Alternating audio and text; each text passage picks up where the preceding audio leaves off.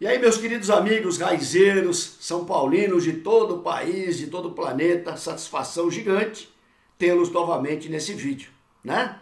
São Paulo com uma semana de treinamento, São Paulo com um tempo agora para poder trabalhar, para o Diniz poder trabalhar, né? Poder fazer o time jogar, aquele time intenso que todos nós estamos esperando.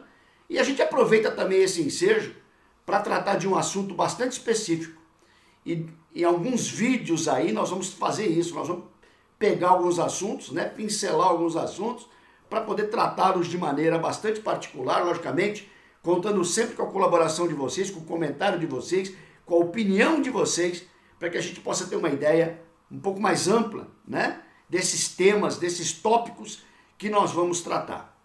No ar, São Paulo Raiz com o Rony Altieri, prazer, satisfação, alegria, poder estar com os amigos, né, os amigos que têm me dado aí essa alegria gigante do canal que cresce, né, do compartilhamento que aumenta cada vez mais. O meu muito obrigado de coração, né, pela aceitação de vocês, pelos comentários. Quem concorda, maravilha. Quem não concorda, maravilha também. Anota lá que a gente sempre vai estar interagindo e compartilhando isso com vocês. Eu escolhi um tema hoje que eu imagino ser muito importante na vida do São Paulo. É a questão dos meninos da base, né? Lá no título eu até coloquei, os meninos da base, culpados ou inocentes. Por que eu tenho tratado desse tema? Por que eu vou tratar desse tema hoje com os amigos? Eu tenho visto muita gente malhar o Antony, cara. Tenho visto muita gente dar paulada no Antony, muita gente dar paulada no Toró, muita gente dar paulada no Elinho, né? Na questão física do Lisieiro, enfim, os nossos meninos aí estão passando por um momento difícil. E eu não culpo a torcida, não. Eu não estou aqui para, obviamente, culpar a torcida. Quem tem menos culpa é a torcida, até porque eu sempre digo, né, que paciência é artigo de luxo nas prateleiras do Morumbi. Claro, a fila que nós estamos vivendo, os vexames que a gente tem passado ultimamente, tudo isso propicia ao torcedor ficar menos paciente, né? E é uma coisa perfeitamente normal. O que a gente quer é entender um pouquinho isso daí, junto com os amigos. A gente vai poder interagir, compartilhar isso daí, para poder entender um pouquinho mais o que tem acontecido com esses meninos, né? Enfim, gente, o São Paulo tem história na base, né? O São Paulo tem história na base, não estou trazendo nenhuma novidade para vocês. Vocês já conhecem o São Paulo Futebol Clube, muitos aí são mais novos, muitos aí têm mais idade, né? Conhecem um pouco mais do São Paulo. Eu, particularmente, comecei a acompanhar o São Paulo, a base do São Paulo, no final dos anos 60. Rapaz, daqui a pouco eu vou entregar a idade, tá velho demais o negócio. Mas no final dos anos 60 existia um campeonato chamado Dente de Leite, né? E o São Paulo tinha uma das principais equipes de Dente de Leite do estado de São Paulo. E quem era o maior jogador do São Paulo Futebol Clube no final dos anos 60 no Dente de Leite? Muricy Ramalho. Grande Muricy Ramalho. Era o nosso principal jogador, ele, Vitor Hugo, Colonese, né? Era um time que a gente sabia quase de cor. Eu já não lembro muito, me lembro de alguns jogadores apenas, mas me lembro muito bem do Muricy, né? Por quê? Porque a gente ia para o campo do Nacional aqui em São Paulo, meu pai me levava, era menininho ainda, meu pai me levava pro meu querido pai, meu finado pai, o seu Nilton, me levava para assistir os jogos Dente de Leite ali no campo do Nacional, e ali a gente viu o São Paulo jogar, né? A molecada já aparecendo com uma dinâmica, aparecendo... Você imagina o Muricy, molequinho, jogando no Dente de Leite do São Paulo. Então assim, eu comecei a acompanhar a base do São Paulo no final dos anos 60. Para vocês terem uma ideia, no começo dos anos 70, Gilberto Sorriso, lateral esquerdo, que o meu irmão Fernando Benincasa entrevistou recentemente, pro São Paulo Raiz, né? No Facebook. O próprio Gilberto Sorriso, ele já é molecão, bicampeão paulista 70-71, São Paulo que vinha daquela fila dos 13 anos da construção do Morumbi, né? Então assim, o São Paulo começava a colocar na sua equipe de cima alguns jogadores que despontavam da sua base, alguns jogadores. Se você pegar um pouquinho mais para frente, campeão brasileiro 77, por exemplo, a gente já tem o Zé Sérgio. O Zé Sérgio que depois vai explodir nos anos 80, em 80 é considerado o melhor jogador do Brasil, né? Se você pegar na metade dos anos 80, você vai pegar o time do Cilinho, meu Deus do céu. Márcio Araújo, agora auxiliar técnico do nosso Fernando Diniz, né? Silas, Miller, Sidney, meu Deus do céu, um inferno para as defesas adversárias, tudo saído da base, tudo pelas mãos do Cilinho, né? Então assim, o São Paulo começa aos poucos a colocar mais nos seus times os meninos oriundos da base. Nos anos 90, não preciso nem falar, né? Vem Tele Santana com Cafu, com Antônio Carlos, com Elivelto, depois um pouquinho depois com Doriva, o expressinho do Tele Santana, meu Deus do céu, quanto moleque bom, Paulinho Jamelli aparecendo, nossa senhora, tanta gente legal, Rogério Ceni aparecendo, Alexandre, o goleiro, finado Alexandre, né? Tanta gente boa que apareceu nesse tempo no São Paulo Futebol Clube. Então assim, o São Paulo não era só para revelar um monte de jogador, o São Paulo revelava um monte de jogador por posição, era um negócio absurdo. Você quer pegar os laterais esquerdos?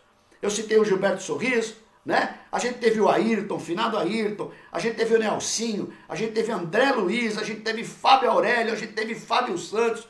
Meu Deus do céu, gente que não acaba mais, revelado pelo São Paulo. Atacante, meu Deus, Edu, que joga na Espanha há muito tempo, Kleber Gladiador, que nem todos sabem que começou no São Paulo Futebol Clube, Júlio Batista, rapaz, não para de aparecer nome de jogador da base. O São Paulo tem história na base, o São Paulo tem conteúdo na base. E cada vez mais, né? Cada vez mais.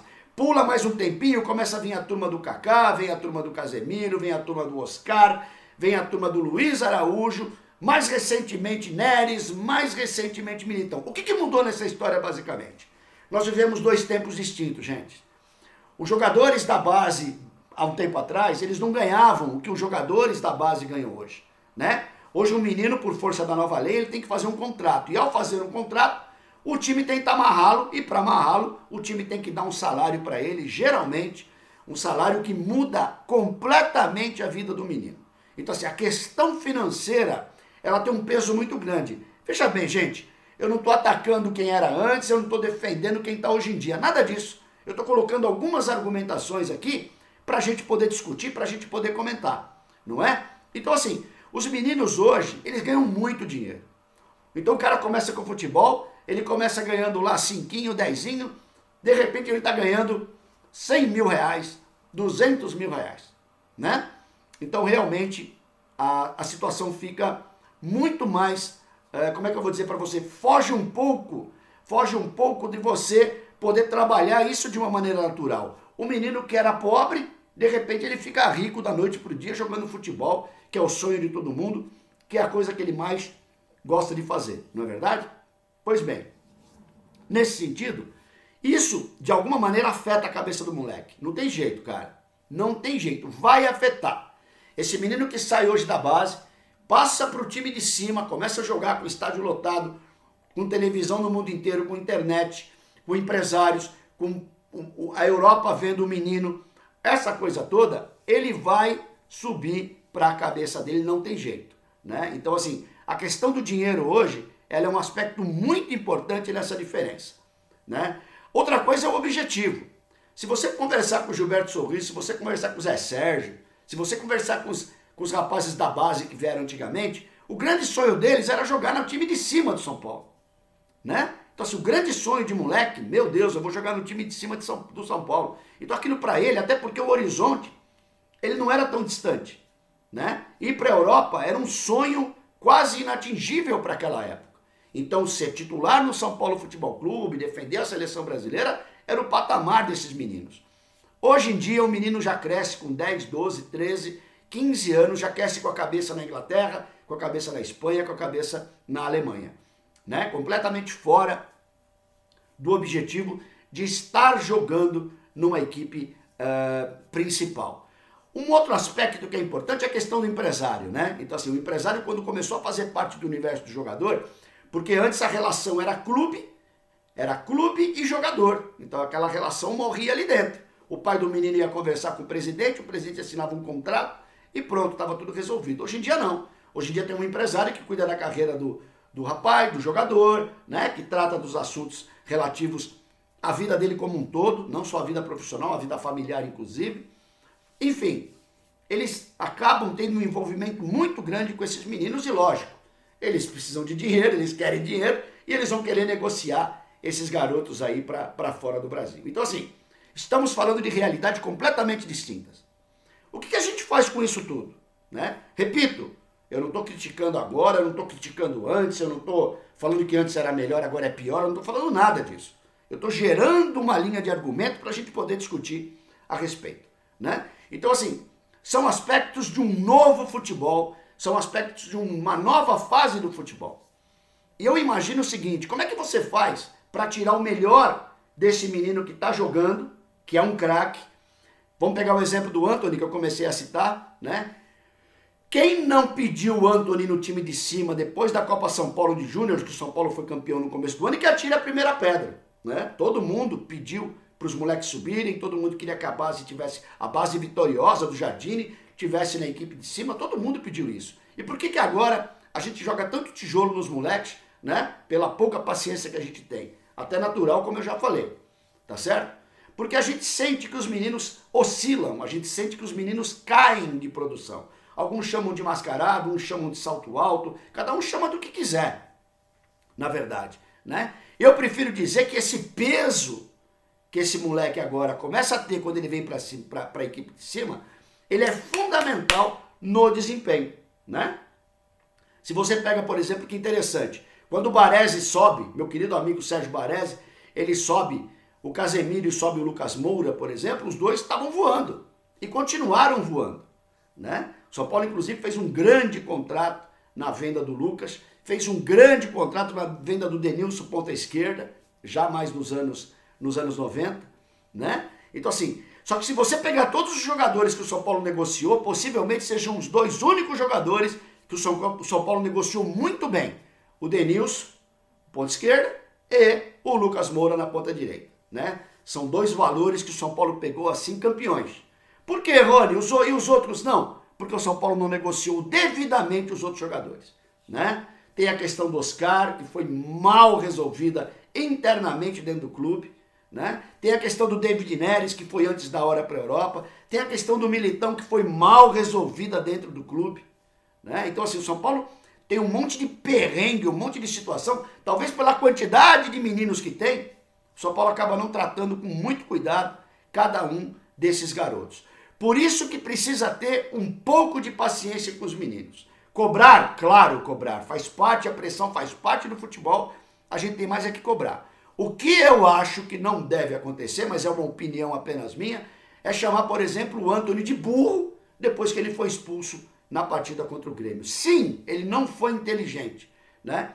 Mas a gente apertar demais esse menino, talvez a gente possa estar perdendo um valor para o futebol, o mercado europeu já está de olho nele, todos vocês sabem disso, já tem proposta em cima, o São Paulo quer pegar mais, né? Mas trata-se de um excelente valor que a gente não pode absolutamente queimar, como já alguns outros aí estão queimados. Enfim, há de se ter um meio termo, há de se ter uma paciência especial com esses meninos, né? Que oscilam, que estão chegando, o Antony cria, faz jogada, na hora de chutar aquele chutinho de grilo, que todo mundo, aquele coice de grilo, que todo mundo já está apontando e pegando no pé. Enfim, são ajustes, são fundamentos que têm que ser trabalhados para que esse menino possa potencializar todo aquele futebol que ele tem, que a gente sabe que é diferente, que a gente sabe que é um futebol, hoje, né, com a falta de craque, se tem um futebol extremamente especial. Como é que eu seguro esses meninos? Gente, a necessidade de um plano de carreira, né? O São Paulo tem que chegar e investir logo cedo nesses meninos, para que de alguma maneira esse menino tenha um contrato e uma multa rescisória grande, né? Que vai impedir dele ir para mercados menos representativos. Ou alguém acha que o Luiz Araújo, de repente, poderia, se ficasse um pouco mais no São Paulo, conseguir um contrato e um lugar muito melhor para jogar. Mas, Rony, o pessoal, eles pressionam que eles querem sair, aquela coisa toda, e o São Paulo lava a mão e negocia, né? Com os empresários que tem lá sempre rodando o nosso pote de ouro, o São Paulo acaba facilitando a vida também. Por que não um plano de carreira para esses meninos? Para que eles possam ficar e, no caso de sair, eles terem um grande contrato pela frente, numa grande equipe, e o São Paulo consiga reverter em transação toda essa dificuldade de dinheiro que o São Paulo tem. Depois não vem bater palma, não, com percentual de venda lá na Europa. Isso daí é migalha pra gente. Eu não bato palma para isso, não. Não vendeu bem, você perdeu definitivamente o menino. Tá certo, gente? Eu quero saber de vocês. Aí no comentário, pessoal, por gentileza, anota, escreve o que vocês acham com relação à base, o que poderia ser feito com relação à base. O São Paulo que tem história na sua base. Legal, gente? Avante, tu és forte, tu és grande, São Paulo Futebol Clube, São Paulo Raiz na área com o Rony Altieri. Grande abraço, pessoal.